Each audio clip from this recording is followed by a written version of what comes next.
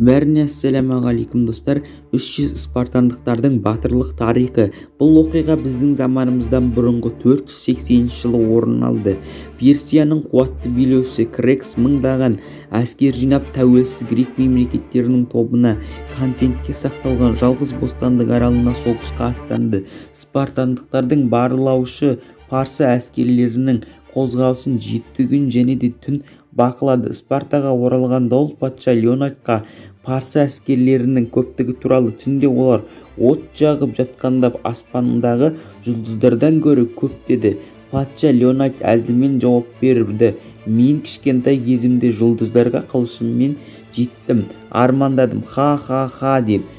Спартандықтар күлді. Грек тәуелсіз мемлекеттерінің жиналысында патша Леонард өз әскерлерін алып парсылармен күресуге сөз берді. Оның шешімі барлық грек патшаларының басқыншылары мен соғысқа шабыттандырды. Спартандықтар да ол кезде ақсақалдар кеңесінде рұқсат алуды керек еді.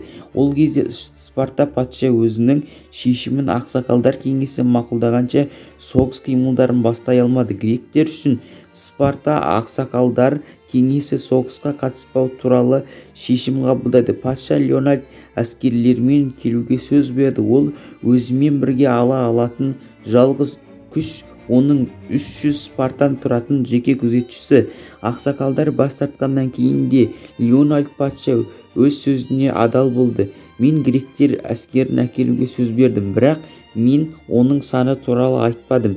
Жағдай бағалап, Леонард өзінің кішкентай жасағымен тау шатқалын бөгеу туралы шешім қабылдады. Парсылардан шатқалда ұстап, спартандықтар басқа грек мемлекеттеріне біріккен әскер жинауға және де Грецияның тәуелсіздігін сақтау мүмкіндік берді. Парсылар бүкіл әлемді жаулап алды, тек гректер еркін қалды. 300 қорқынышты спартан 2 күн және де 2 түн жүрді. Күн сәулесінде үлкен дөңгелек қалдықтармен жарқырайды. Сенімді, күшті, әдемі. Олардың қызғыл чапандары бостандық алауы сияқты желде жел соғып тұрды. Грек қоныстарын өтіп спартандықтар бір ғана түрмен адамдарға жеңіске деген сенімділікті шабыттандырды. Дейін жетіп жатқал спартандықтар емес, демалып авариялықтар мен құрылысын нығайту шайқаста аз уақыт қалды. Шаршаған жауынгерлер үлкен тастарды сүйреп, оларды бекініс салды. Кішкентай болсын, бірақ әлі де нығайту парсылардың шабуылына дейін оның құрамы құрылысының аяқталу уақыт жоқ екенін жақсы түсінді. Леонард түнге жауға шабуыл жасау туралы батыл шешім қабылдайды және де ерліктерді ең жақсы жүзушілерді шақырды. Жағалауда жүзген 30 ержүрек Крекс корольдіктарына шабуыл жасады. Крекстің жолы болды. Сол кезде ол басқа жерде болды, бірақ бүкіл парсы әскерлері спартандықтардың түнгі шабуылынан қорықты. Парсылар лагерде дүрбелең бастады. Бұл спартандықтарға тағы бір күн жеңіске жету мүмкіндігін берді және де олардың бекіністің құрылысын аяқтады. Спартандықтардың олардың ешқайсысы тірі қалмайтынын білді. Тіпті жақын қайтыс болғанын білсе де кейіпкерлер әдемі көңіл күйде болды. Үнемі әзілдесіп күлді. Таңғы ас кезінде патша Леонард: Острияла достар, мүмкіндігінше тамақтаныңыз. Келесі жолы біз өлгендер патшалығының кешкі асын ішеміз. Ха деп күлді. Парсы кейінірек шабуылға сигнал берді. Дебацетсіне әскері парсы Бөрсөл деп атады. Шатқалдарда бір жағынан 300 спартан тұрды, екінші жағынан 20 мыңдық армия келді. Олардың алдында бірнеше ержүрек келді. Олардың ержүректерін көріп, парсылар бірден спартандық бекіністерді алуға шешім қабылдады. Ұрыс бекіністерді қоршау басталды. Парсылардың үлкен кешені мен қызыл шапандары, спартандықтардың жүкқа жолағы. Соғысқа парсылар 20 мың, спартандықтар 300 мың адам. Бірақ парсылар жүздеген найзалар мен спартандықтардың қылыштарымен қаза тапты. Олардың шөп шабылған сияқты, спартандықтардың қылыштары көгал көп шөп шапқандардың пышақтары сияқты жұмыс істеді. Спартандықтар ғана емес, патшалығымен және де тікелей шабуылға шыққан парсылар не болып жатқанын түсінбеді. Олардың Фессалоний кішкентай уыс храбрюсов таңғалған жауынгерлер 20 мыңдық әскерді, дәлірек айтсақ одан қалған заттар спартандықтардың аяусыз соққыларының астына түсіп, далада өлі денелері қалдырылды.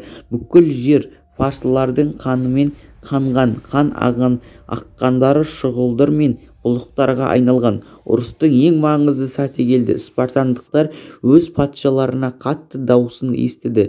Спартандықтар алға. Спартандықтардың шабуылы күшті болады. Парсы әскерлерінің шегінуге жері болмайды. Парсылардың артында теңіз болады. Тірі қалған парсылар батып кетеді. Көк теңіз суы қалыннан қызылға айналады. Шайқасты парсылардың патшасы және де оның үлкен әскері бақылады. Крекс 20 мыңдық армияның толық жеңілісімен таңғалды. Спартандықтардың бекінісі алдындағы бүкіл алаң өлтірілген жауынгерлердің денелеріне толы болды. Крекс спартандықтардың маңызды моральдық жеңіске жеткенін түсініп, оларды қорқытуға шешім қабылдады және де өзінің командирін келіссөздерге жіберді. Парсы қолбасшысы және де өз патшасының еркін жеткізді.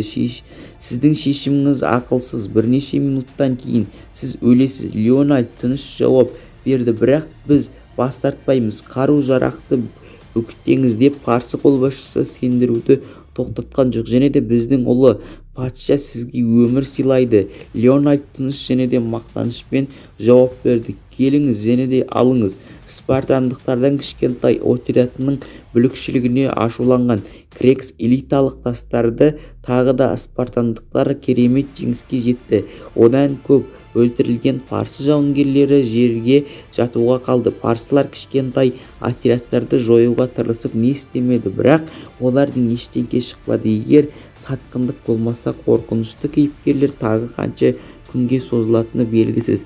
Парсылар естіп жылға Перетельний, Тейниу, Сыбонику көндері бөліп Спартан отряды физикалық түрде жою үшін жеткіліксіз болды. Ол жер бетінде батырлар жоқ, бостандық жоқ, тек қорқыныш пен құлдық бар екенін көру үшін олардың еркін құлдық жігерін бұзып батылдығын табу керек еді. Спартандықтар түсінде көп, олардың смертный час, олар өте аз тірі қалады және де олардың қаны кетті. Олардың кішкентайы аяқталды, бірақ олар бастарын мақтанышпен көтеріп тығыз шеңберде тұрды.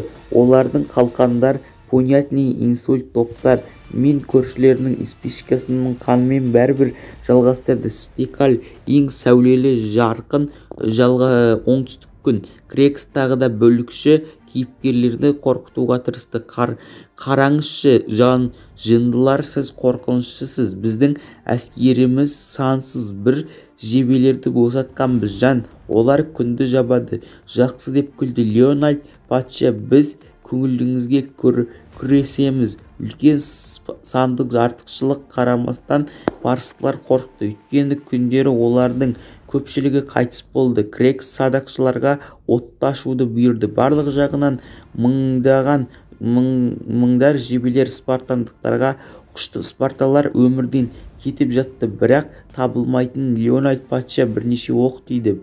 Бір жебе оның картотит арактериясын өлтірді. Ол бірден есінен танып қайтыс болды. Оның жауынгерлері тағы да Платной, Самикольник қатарларда, бірақ жауынгерлердің жебелері қалқан батырларының өмірін қиды.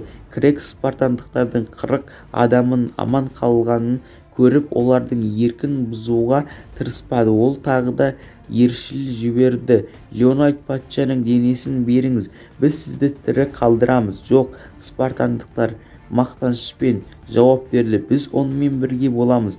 Тірі қалған ержүрек патшаның денесін көріп, бірнеше жарылған ержүректер спартандықтарды алға. Біз бүгін тіпті 2,5 мың жылдан кейін еске алады деп айтты.